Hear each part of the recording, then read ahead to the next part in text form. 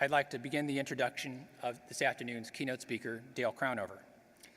Dale has held the position of as president and CEO of Texas Nameplate Incorporated, TNC, for 26 years. He's worked for this family-owned business since 1960. His father, Roy, founded TNC in 1946. Dale began by sweeping floors, so I guess that is kind of starting at the bottom and working your way up. He worked in production areas, and in 1989, he assumed his duties as president and chief executive officer. His visionary leadership for TNC has resulted in numerous awards, including the Texas Business of the Year Award. His organization has won the Malcolm Baldrige Small Business Award. That's another award besides the AME thing. They've won that twice, which is a phenomenal accomplishment. Dale was also inducted into the AME Hall of Fame in 2011, which was the first time I had an opportunity to meet him and spend some time together.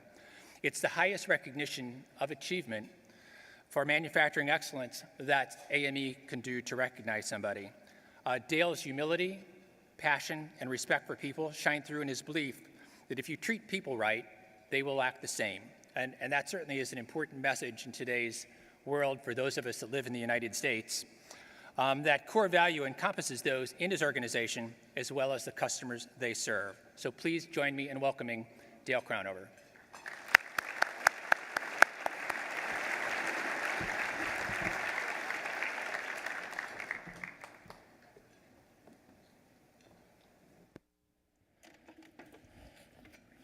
Thank you, Mike. I want to thank Michael for a nice introduction. I kind of wish my mother-in-law had been here to hear that.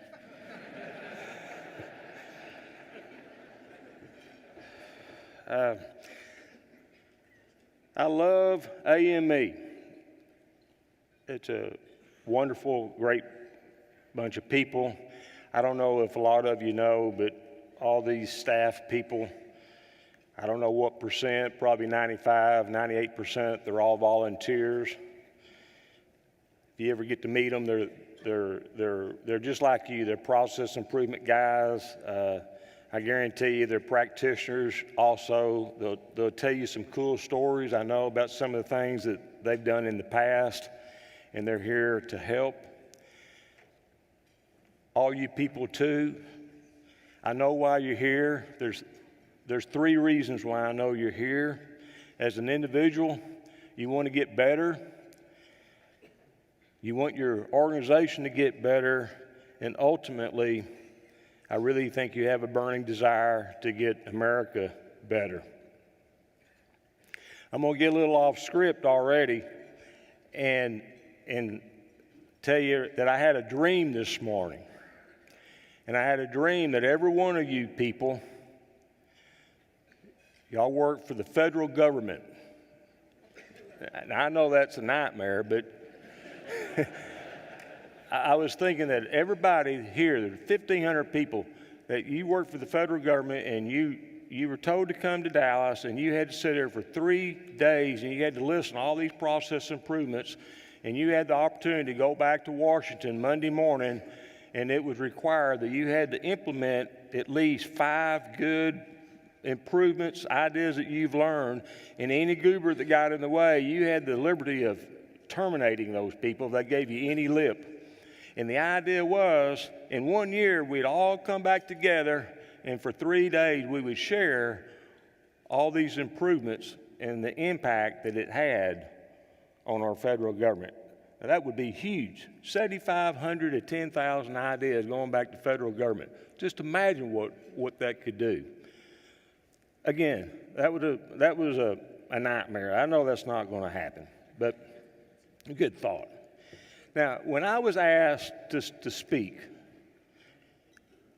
I'm kind of old, but I didn't know if they really wanted me here, but they called back and they said, Dale, we really think that you and Texas Nameplate best exemplifies people-centric leadership. I said, cool, I'm in, I'll be there. Hung up the phone. I did the most trustworthy thing. I went to Google and I typed in people-centric leadership. And I had over my head. But I thought, well, these guys, they like me. They're not going to purposely embarrass me. So maybe there's something to that. So I read about it, and I thought, man, that is pretty neat stuff. And then whoever the individual was for AME that did the little YouTube video is still out there. It's cool. I looked at that, and I thought, man, this is neat stuff. Maybe I really do know a little bit about that. So I got excited. Now, let me tell you, I'm not your average keynote speaker. I haven't written a lot of books like Jim Collins. I'm not the ex-mayor of New York like Rudy Giuliani. And I'm not an NFL Hall of Famer like Emmitt Smith. But I'll get off script again. I'll tell you another little story. I was told to get here about 10 o'clock this morning, and I got here at 5 minutes till 10. And I was right down here at this table. And Greg and Julie, they were real nice, and I knew who they were. We had to do all the Madonna mic and all that kind of stuff. We had to get ready for this thing. And right after we shook hands, Greg said, man, you should have been here this morning. This keynote speaker, he was up and down, jumping up and down, the people up, clapping, up on the tables dancing. He really had everybody really going. And then he said, you're going to have a hard act to follow. So I almost quit. I started crying. And he said, what happened? I said, then he told me the rest of the truth, that he's a professional speaker, motivational speaker. So anyway, I feel a little bit better. But really, guys, I'm just a regular guy. And like Michael said, my dad, I'm so proud of my dad. My dad started Texas Nameplate 70 years ago. We make nameplates, by the way. Nameplates you see like on hot water heaters, air conditioners. We're a mile down the street. That's all I know how to do is make nameplates. And I'm going to tell you, I'm the only bozo in this whole room right here. I've never filled out a job application. I've never done a resume. This is the only job I've ever had. The W-2 that I've had the same W-2 from the same company for 50 years. So the reason why I tell you that is that I had to change. I had to change many, many years ago, because if Texas Nameplate went under, and I'm embarrassed to say, but we came pretty close to it. When you don't meet payroll, that's not a good indication. But I knew we had to change, because if Texas Nameplate went out, I was out too. I didn't have an education, so I had to make Texas Nameplate do something. When I got involved in having to give speeches, obviously I've never done anything like that, you got to understand, I wasn't one of those guys. I wasn't found guilty of reading a lot of books when I was young. So, and then us older generation, it was Cliff books. But anyway, there's a book out called Public Speaking for Dummies. There really are a book, Public Speaking for Dummies. And it tells you in there that you, the audience, y'all want to hear stories. You don't want to see a PowerPoint, you want to hear stories. So, boy, I'm going to give you guys some stories, okay? My passion is baldridge. Now, I know a lot of you don't know baldridge. In fact, I think statistically less than 10% of people know what baldridge is. So I'm going to explain a little bit about baldridge. It's the Malcolm Baldrige National Quality Award. Malcolm Baldrige was the Secretary of Commerce for Ronald Reagan back in the mid-'80s.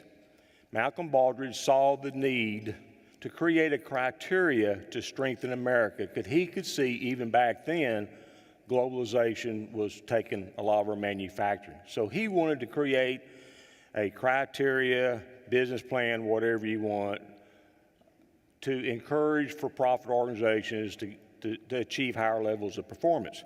Well, Congress didn't want anything to do about it, because they didn't want an award associated with the government. So it went by its wayside. He unfortunately died in a rodeo accident during his term. Ronald Reagan, they were good friends, they rode horses together and all that. Ronald Reagan encouraged Congress, and they got together, and believe it or not, they came up with the Malcolm Baldrige National Quality Award. It is the only award then and even now that the President of the United States endorses.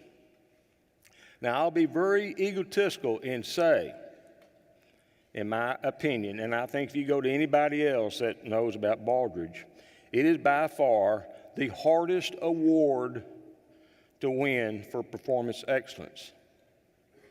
Since it began back in the mid-'80s, there's only been 1,640 applications. You do the math, that's about 30 organizations a year apply. I don't know, there's thousands and thousands of companies in America. There's only been 1,640. Why? It takes an organization anywhere from 2 to 5 years to even get in position to make application. And then if you're a big boy and you think you're even in position, it's 50 pages long and it takes 2 to 3 months just to write it. Since then, there's only been 102 recipients. Again, do the math. I know there's some bean counters in here. That's 6%. Less than 6% ever are named a recipient. And since then, of 102, only 7 companies have won it twice. That's less than 0.5%. 3 very household names that I'm sure you heard that have won it twice. Cargill, Texas Instruments, the Ritz-Carlton Hotel. Of the other 4, the Jed Clampetts, us guys, Texas nameplate, have won the Baldrige 2 times. Now, as I look back, and I've been asked many, many times, how did we win the Baldrige? And I've tried to come up with all the right answers, but I'm here to tell you that I really think it was because of 3 little words I didn't know what we were doing called people-centric leadership. I'm going to acronym it PCL for this sake, so it'll save a little bit of time. So since this is the beginning of the conference, let me read you the definition of PCL. It is an environment where people discover, develop, and share their talents, feeling a sense of fulfillment for their contributions in pursuit of a common purpose. That's pretty simple to say, but it really begs the question, how do you create this environment? Because it starts off saying an environment. Greg Williams, your chairperson for Dallas, I listened to him on Gimba podcast. That's pretty cool, by the way. And they asked him the same question. I got excited. I said, man, I'm going to get to hear another answer to this question. And I really think that he and I have kind of the same idea. You create this environment with relationships. Most everyone in here is an adult, 18 years or over. And I'm not talking about a romantic relationship by any means, but we all know what a romantic relationship consists of. It consists of respect, trust, and honesty. Just biblical principles. The big word, I think, even though they're all big, is respect. Now, as I look back with the Baldrige, and now you got to understand, we might have won this thing twice, but we lost a whole lot more time than we won. And every time you apply for Baldrige, you get a feedback, a very comprehensive feedback. And let me say, it's hard to win it 2 times. They make you sit out 6 years.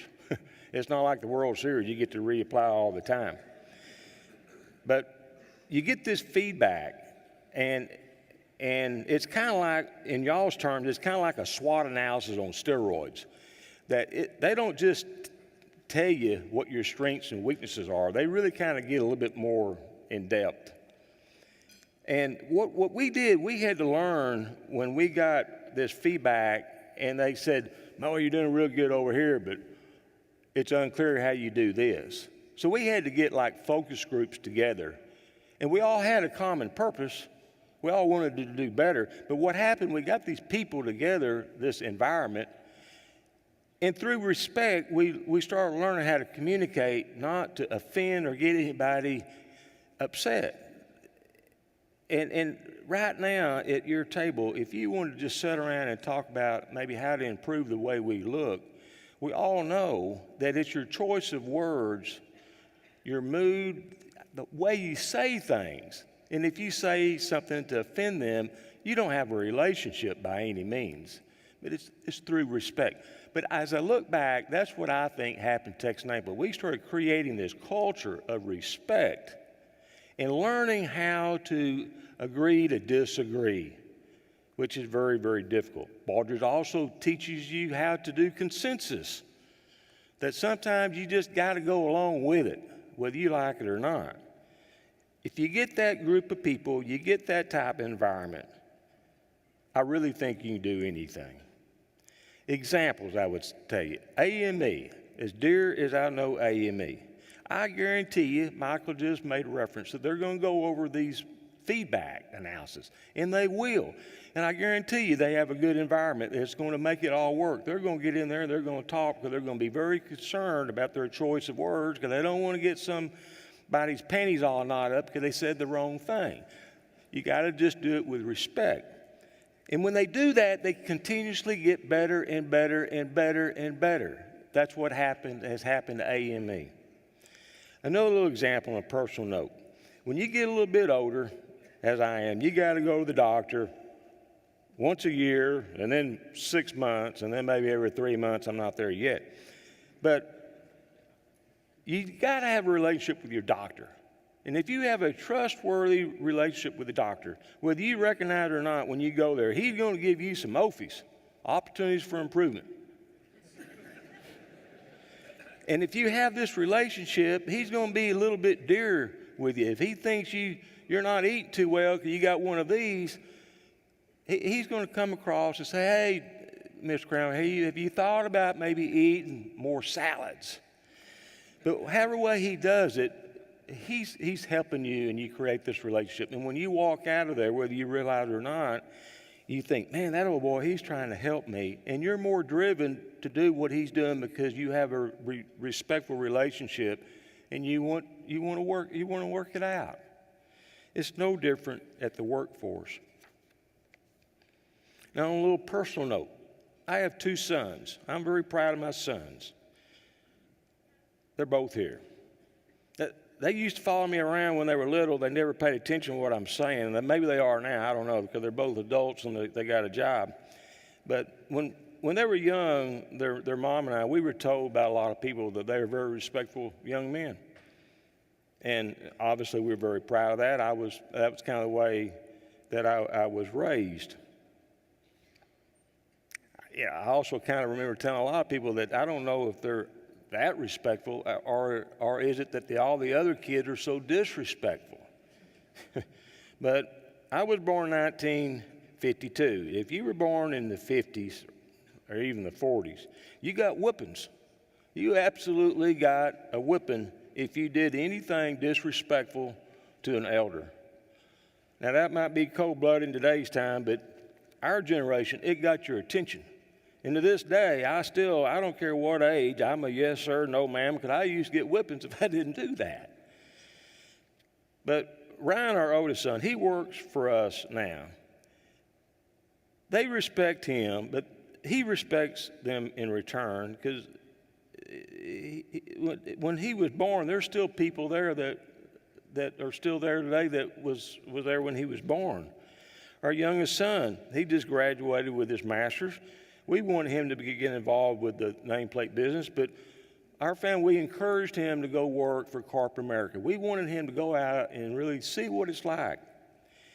He got a real good job, and I think it's all right to go and say it, but certified Angus beef. You know, we live on a farm. It's out of Ohio.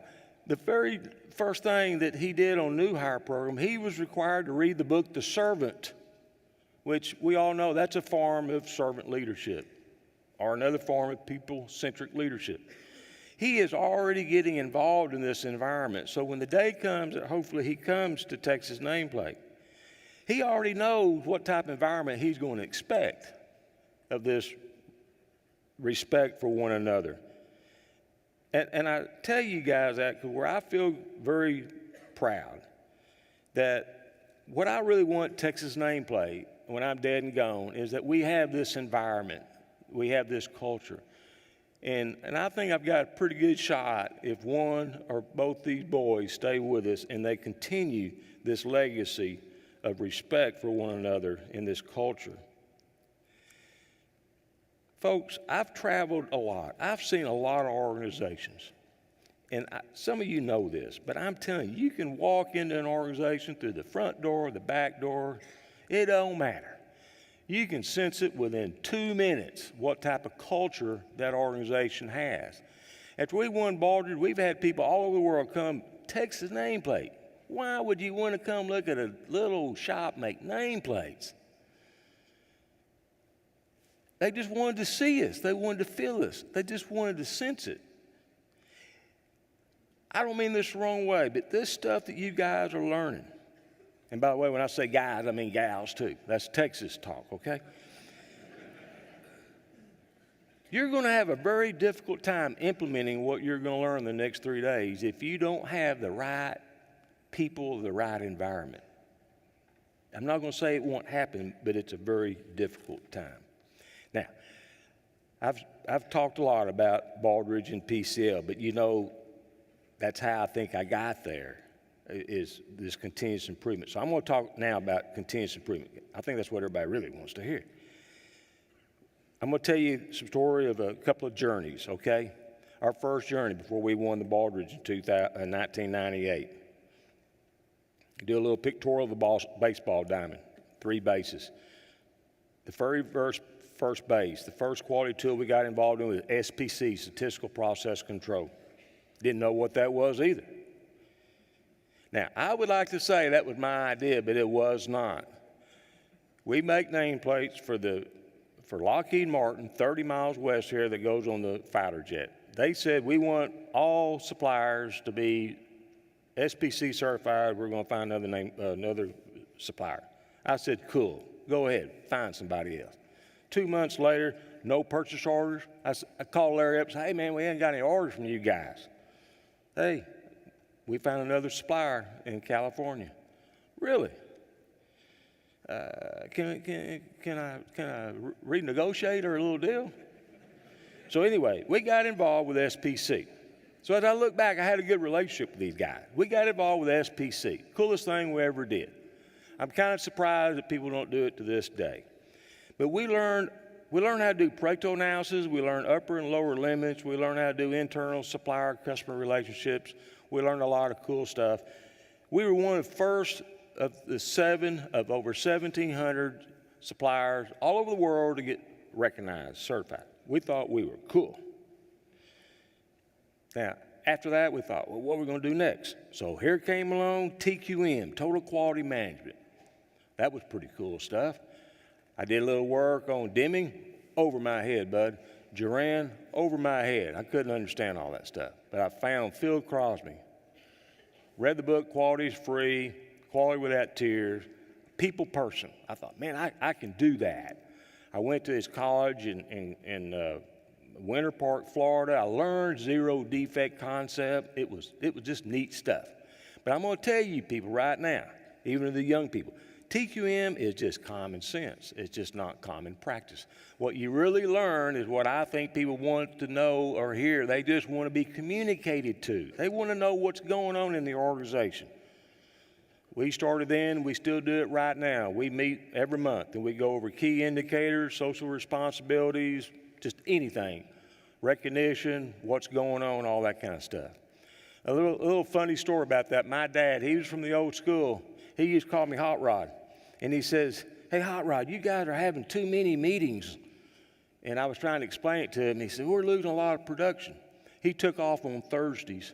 So every Thursday we had our group meeting. He never even knew we had the meeting.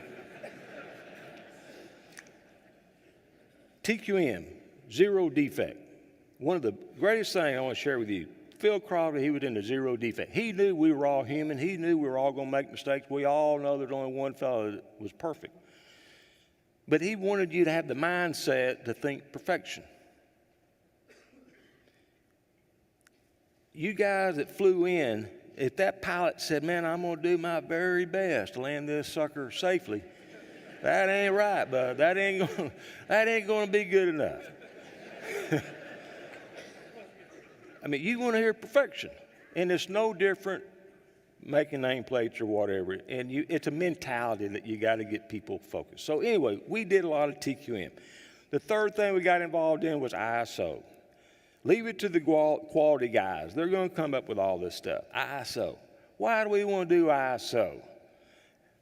I didn't want to do all that other stuff either. And then I've always said, somebody a lot smarter than us came up with these questions, so why don't we try to answer them? Back then, they were called elements. There was 2 elements, and I thought, man, we can't do that. Supplier performance. We don't want to do supplier performance. We don't have a problem with supplier performance. Well, the reason why, we never measured it. So we got involved in it. And through SPC, we found out that one of the root cause analysis was we were getting bad acid for somebody that we were blaming on everybody else. We were getting bad acid. That created a lot of our nonconformances. So anyway, that's when I really said, man, this is cool stuff. So we got ISO certified. One of the very first nameplate companies do so.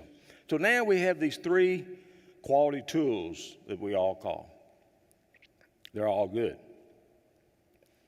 Now, my nephew, bless his heart, he's got all the education in the world. He just keeps going to school. And so I used to always ask him, hey, Matt, you got all this education. What are you going to do with it? You ever going to get a job? So it kind of reminded me of this. We had all this stuff. I didn't know what to do with it. So that's what Baldridge really did to us. And I'm going to tell you guys, when I say it's hard, a lot of companies out there, you guys could apply for Baldridge. You really can. In today's time, you got to do well just to stay in business today. Now, what you don't do, and I know you don't do it, is you don't do things systematically. You do a lot of cool things, but you haven't learned yet how to integrate it and align it and do it like this from a systems perspective. So that's what Baldridge did. It made us get all this stuff and start integrating. And it propelled us to be a Baldridge recipient. We were the smallest company then. I think we still are. So then, the next 6 years, are we going to do it again? I don't know. But we just like you guys are, we wanted to keep doing better. Now, remember, we got the feedback and we won, and they beat us up that we were too focused on some of our hazardous materials, but not more safety-oriented and clean air and water and all that kind of stuff. So then ISO 14000 got to be big, environmental management system. So we got involved in that. And today we're one of the very few nameplate companies that are ISO 9 and 14000. We had to identify our aspects. It was a turning event. 14,000 is cool. And it's not just the environment. It had a lot to do with personal safety. We had focused so much on processes, which are obviously important, but then we wanted to do a little bit more with our infrastructure, hardware, software. We got involved with dashboards. And I know today everybody got a dashboard, but you got to understand, 14 years ago, we had a real cool dashboard. It was color-coded. We had it hooked up to our ERP that it would refresh in every 15 seconds. And you could get all these key indicators. So we were doing pretty good. We got involved with lean. Really got involved with all the waste programs. We did a lot of that. It put us in position, again, to win the Baldridge again in 2004. So now everybody's asking, what about 2010? The next time we're eligible. We never really sat down and said we wanted to do it the third time, but we started doing a lot of cool stuff. And I will tell you, Laura's here, she's a Baldridge nerd too. We got a site visit in 2010. Nobody's ever won it 3 times. We did not win. And it was disappointing, but it didn't disappoint us from continuously going forward. But since then, let me tell you what that we've done that I'm kind of proud of.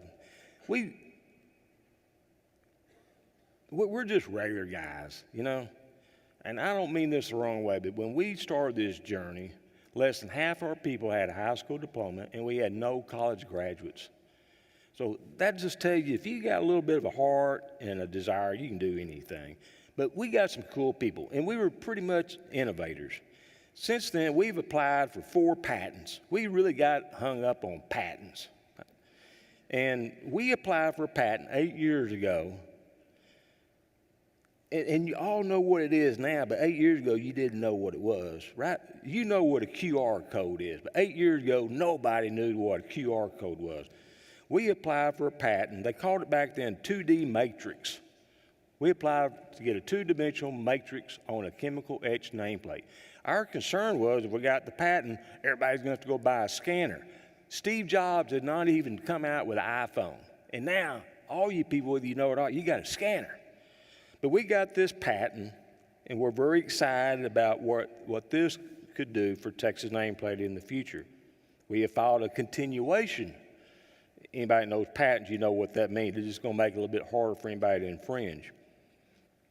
We got involved with a big company on RFID, and we worked hard. In fact, we tried to get a real relationship with this organization, and they were huge. It was just hard. A big company like that, corporate America, is hard for somebody like us to get really involved. But we tried and we tried and we tried. And anyway, we just started doing it on our own. And we figured it out. And we filed a patent on this RFID project that it has enabled us, since then, our sales have increased on just that one product line 12%. The third thing that we've done, we invented a machine. It's called the eye scrubber. We filed a patent on it. When we paint the nameplate, we have to take the paint off. It's a very labor-intense process. I've been in nameplate all my life. Nobody in the United States, probably in the whole world, has a machine to take this stuff off. We invented the machine, we designed the machine, we had help, and we built this machine, and it is cool.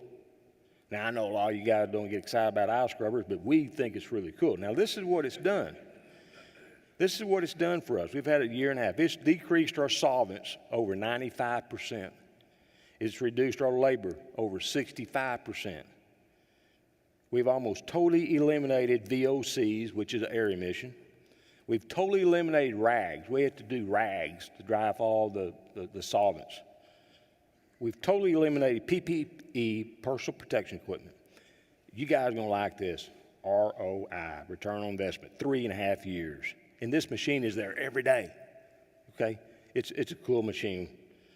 All right, we did not file a patent for this for a lot of reasons, but we're one of the very few small businesses that, with the help of this young lady right here, Mina, we created our own ERP.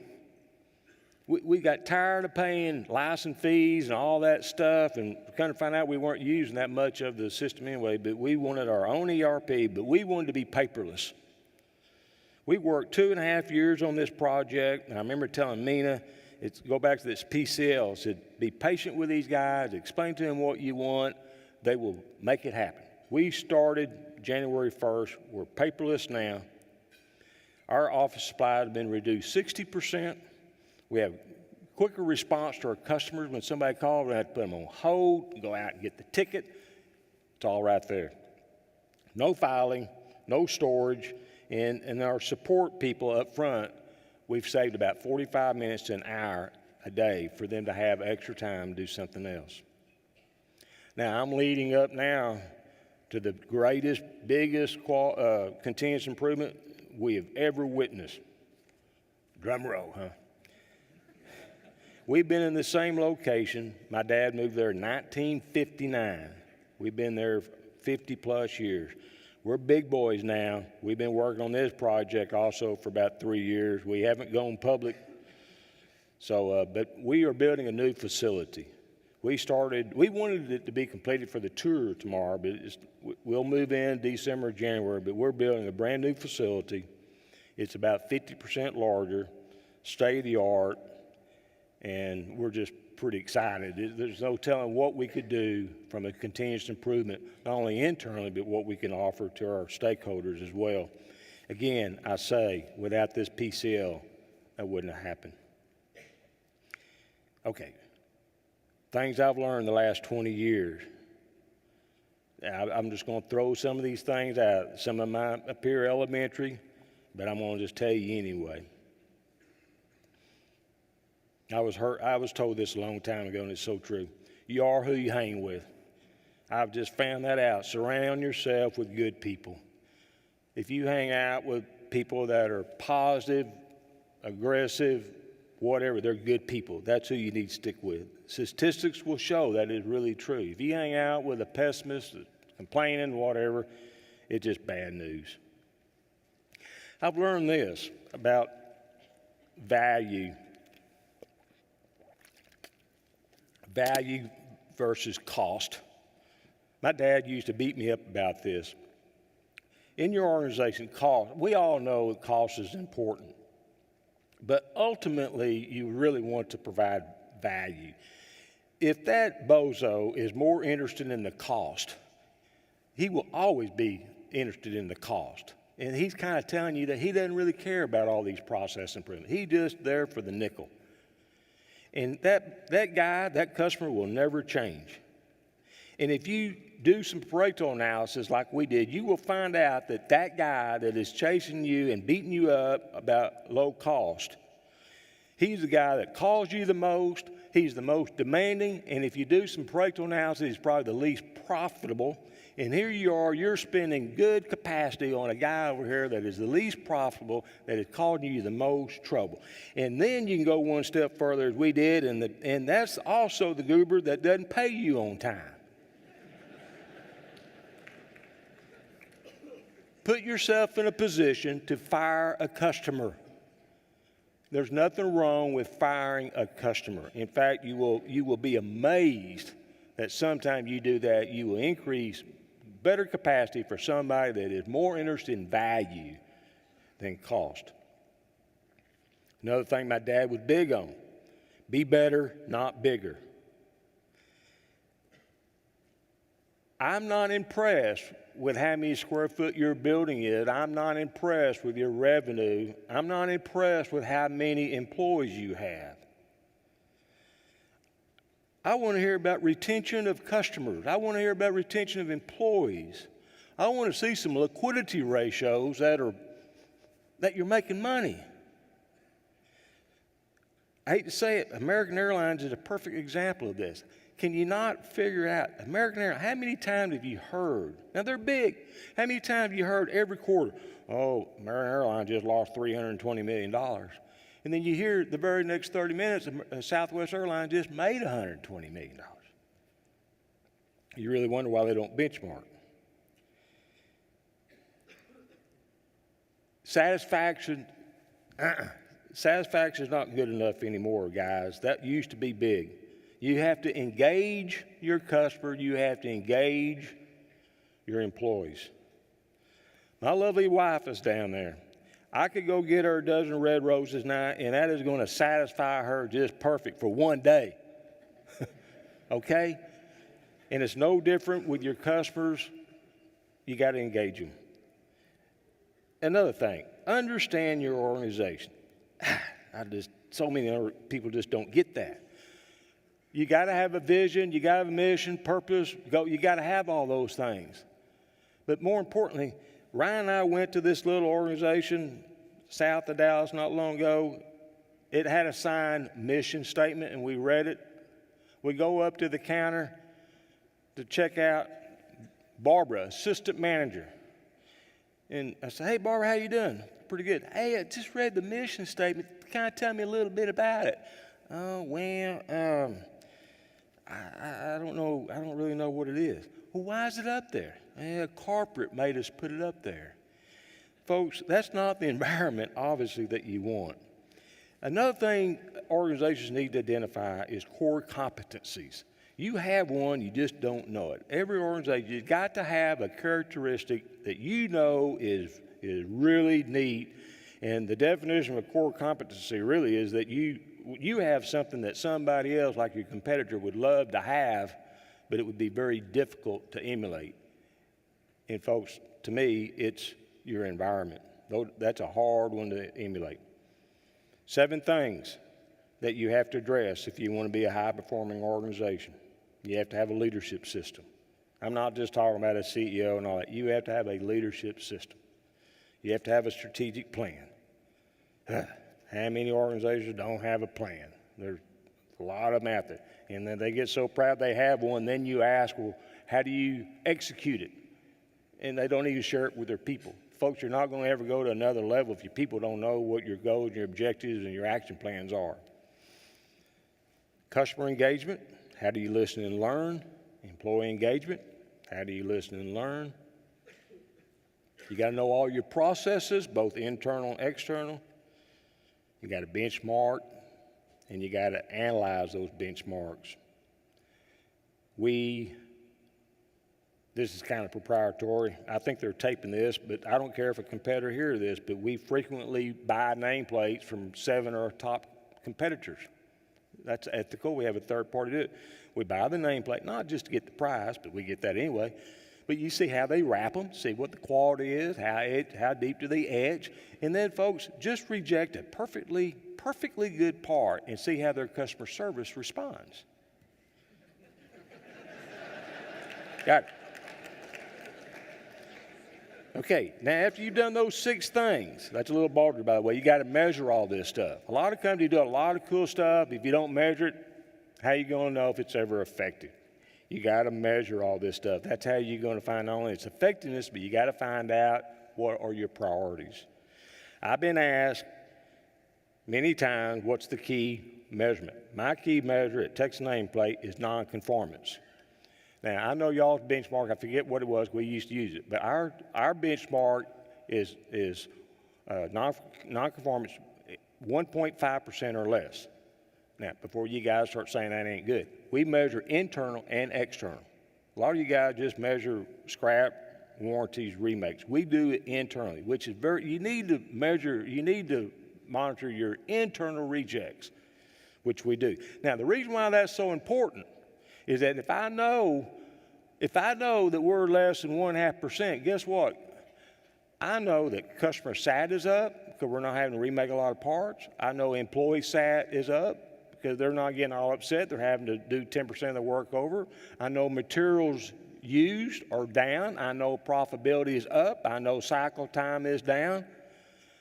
One indication tells me that all those other ones are going pretty good. All right. I about wore you guys out, hadn't I? All right, I'm almost through. Let me tell you this. Now, when you start doing all this stuff, and I think this is where a lot of organizations and people go wrong. Approach, deployment, results. Everybody wants to go push it and execute it before everybody understands what the approach is. I told this to Mina on the ERP. Don't execute that thing until everybody fully understands what it is we're trying to do, who's going to do it, why we're going to do it, whatever you want, just make sure everybody understands. This table down here, if they're going to go eat dinner tonight, before we get in that cab and everybody starts belly aching, I don't want pizza tonight. I had that last night. I want Mexican food. Everybody gets all upset. That group right there, you figure out before you even get in the cab that everybody wants to go eat Mexican food. So that guy that doesn't want to go, he's outnumbered. So he's either not going to go or he's going to go and he's going to shut up because he's going to get in a fight. He said, why didn't you tell us that? So anyway, when everybody knows that and you go eat Mexican food, you have a pretty good chance that everybody's going to enjoy themselves. And what you got to do in the organization, guys, when you execute a process improvement, you got to do it right. But the most important thing you do is you got to have a goal that you not only want a positive result, but you want a sustained positive result, okay? So you can move on to something else. It's not going to do you any good if you get this stuff going, it works for about a year, and then it falls by the wayside. Sustainability is huge. I was a judge for Baldridge. Laura knows it. I'd rather see a bar chart up here that's got sustained negative results than positive results that are not sustained. And the reason why, if it's sustained, you got a pretty good chance you know why. And all this stuff, you got to know why it happens. All this has got to balance. It's got to align. It's got to integrate. A lot of organizations go wrong with that. I actually heard Herb Keller with Southwest give a speech. Cool guy. He, at one time, said he wanted to be the first airline to win Baldrige. That'd be nice, wouldn't it? He had a problem with balance because y'all know right now their core competency is love in the air HR. They are the world's best benchmark. The problem was he did not balance and integrate and align the strategic plan. If you know anything about Herb, I'm not talking about him because he recognized this. He was a heavy smoker and a heavy drinker, but he didn't share his vision. And they became very involved up to upper management that if something happened to him, that they didn't really know what the vision would be. You will never hear about a Super Bowl team or a team winning the World Series that is not balanced, aligned, and integrated. There's no way an organization, no way a football team is going to win if they're only good at 6 of these things. They got to be, and with Baldrige, probably another reason why we won, we weren't good at everything, but what was neat, that we were good at just about everything a little bit, and we integrated and aligned it. I go back to the 6 things, 7 things you got to do. Leadership system, strategic plan, customer, and all that. There's not one of those. Your leadership system is not more important than your customers. Your customers are not more important than your processes. Your processes are not more important than your benchmarking. You got to do all of it. It works. I don't think I've said anything that is new to y'all, really. But I'm really dear to people and relationships. I love AME. You got to remember, I met these guys 1999. I remember it big time. And I can get almost teary-eyed. When I came in today, these guys, I know a lot of these guys. They've been so nice to me. They're my friends. They were good to me then, they're good to me now. But I have a relationship with AME, and it was built with trust and honesty. So when you leave that Thursday when this thing is over, I kind of ask you to see if you can get 5 good relationships, maybe 10, but make a goal of 5 good, everlasting relationships from the people you're with or you're whatever. And I'm going to spot you 2. In fact, I might spot you 3. AME wants a relationship with you.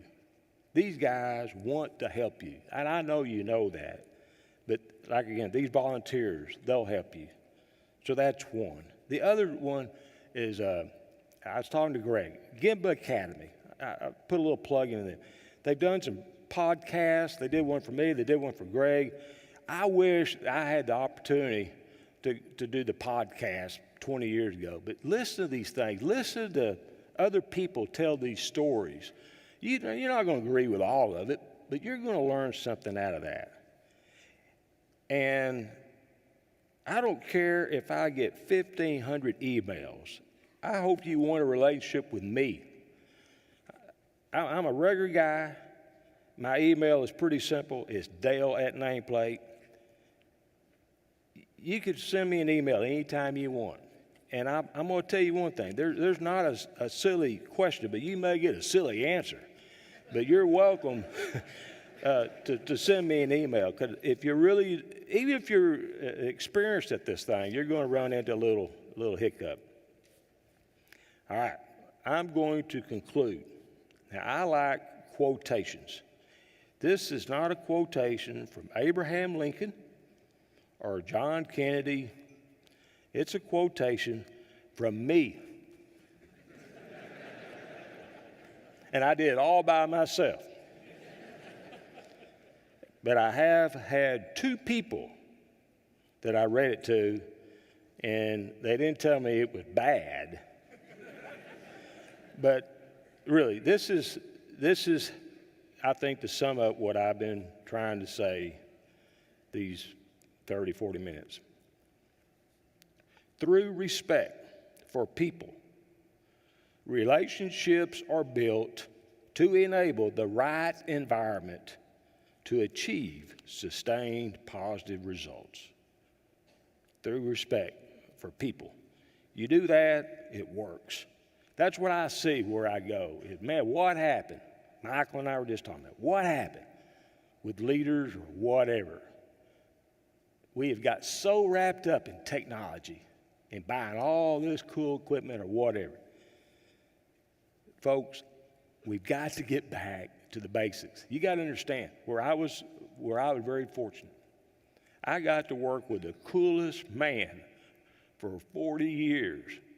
And if you were born in the 40s and 50s, that was your parents, or if you're born later, it's your grandparents. But if you look back, they were born at a time that it was all about respect, love. There's nothing wrong with having a little love in the workforce.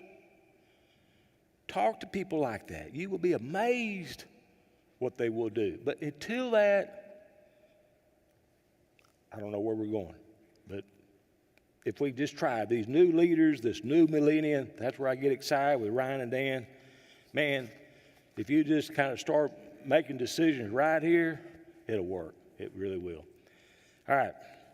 Man, 8 seconds to go. Isn't that good? I did all right, didn't I? Thank you.